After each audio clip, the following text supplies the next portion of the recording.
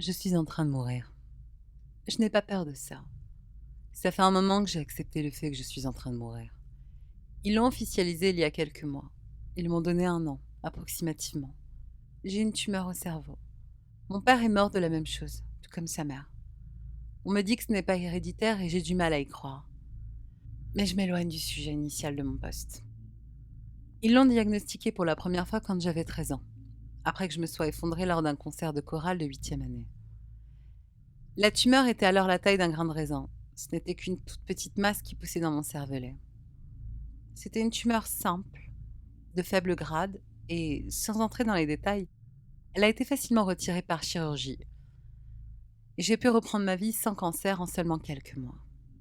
Il y a environ un an, des maux de tête ont commencé. Ils n'étaient pas si violents au début. Je venais juste d'entrer à l'université, alors j'ai pensé que c'était du stress et j'ai tout ignoré. Mais petit à petit, ils ont empiré. C'était une douleur sourde et constante qui venait me perturber. J'avais mal au cou, je me sentais constamment désorientée et confuse. J'avais tout le temps des vertiges et j'avais du mal à me concentrer en cours. C'est lorsqu'un jour mes doigts se sont engourdis pendant un cours d'histoire que j'ai su que je ne pouvais plus ignorer ça. Les médecins ont dit que la chirurgie n'était pas une option cette fois-ci. J'avais décidé de laisser tomber. Il y avait 2 tumeurs cette fois. Une était enveloppée dans ma moelle épinière à la base de mon crâne. L'autre avait envahi mon lobe pariétal. Il fallait me mettre sous chimio immédiatement. C'est à partir de la 3e semaine de traitement que j'ai commencé à les voir. Au début, ils étaient petits, comme des enfants. Des ombres qui bougent dans le coin de mon œil. Ils avaient l'air de voler en me regardant. Ils étaient partout où j'allais. L'hôpital, mon appartement, la maison de mes parents. Je pensais que c'était un symptôme, mais je les regardais toujours. Je ne pouvais pas m'en empêcher. Quand je l'ai dit au médecin, il m'a remis dans la grosse machine et a jeté un coup d'œil à mon cerveau. Mais rien n'avait changé. Finalement, les petites créatures sont devenues plus audacieuses, entrant et sortant de mon champ de vision. Ils étaient plus que des ombres maintenant. Ils étaient encore un peu flous, mais je pouvais distinguer une peau pâle, presque visqueuse, des têtes chauves, des grands yeux noirs, de petites bouches roses et des expressions curieuses, presque innocentes. Je ne pouvais pas les entendre, mais ils semblaient rire joyeusement lorsque j'essayais de les attraper. Je n'ai jamais eu peur d'eux. Ils étaient comme des enfants, et j'ai même ri de leur pitrerie une fois ou deux. Ma mère pensait que j'étais devenue folle, mais j'ai juré que je savais que c'était des hallucinations et elle a semblé laisser tomber. Après plusieurs mois sans changement dans mon cerveau, le tout ponctué par de la misère, de la douleur, des vomissements et un abandon scolaire, j'en avais marre. Les enfants n'avaient plus l'air aussi heureux qu'avant. Quand ils venaient, ils semblaient presque se morfondre en me regardant avec des visages tristes. J'ai commencé à leur parler quand j'étais seule. Ils étaient mes compagnons constants, mes amis. Je pouvais m'épancher auprès d'eux sur ma mère autoritaire, les médecins, ma douleur. Ils écoutaient, assis sur mes meubles, flous, s'appuyant les uns sur les autres et jouant dans ma chambre pendant que je dormais.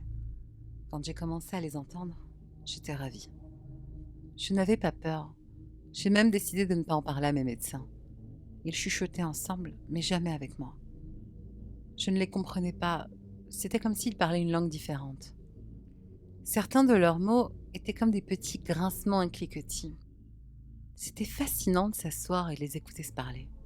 Ça a duré des mois. Je leur ai finalement appris à prononcer mon prénom. Ils me le murmuraient lorsque je pleurais pour m'endormir ou lorsque je leur disais bonjour le matin. C'étaient mes petits amis imaginaires. Ils ne m'ont jamais quittée. Je les aimais et ils m'aimaient aussi. C'est après la propagation du cancer que les plus gros sont apparus. C'étaient des créatures grandes et élancées, avec des membres longs et minces et une bouche large. Ils se tenaient juste hors de ma vue, derrière les petits, nous regardant et nous écoutant. Au début, j'étais excitée. Peu importe que les perspectives n'étaient pas bonnes, j'avais de nouveaux amis. Quand bien même ils étaient imaginaires. J'essayais de me rapprocher et les petits semblaient faire de même. Mais les gros restaient loin, guettant, attendant solennellement un je ne sais quoi. Je me rends mes rendez-vous à contre-cœur. J'écoute à peine ce que disent les médecins. Ça n'a plus d'importance. Ma mère pleure chaque fois qu'elle me voit. Alors j'ai arrêté de répondre à ses appels. Je reste assise à la maison, à regarder mes petits amis imaginaires jouer et mes gros amis attendre en nous regardant. Mais quelque chose me dérange. Les plus grands sont en train de changer. Ils commencent à avoir l'air différent.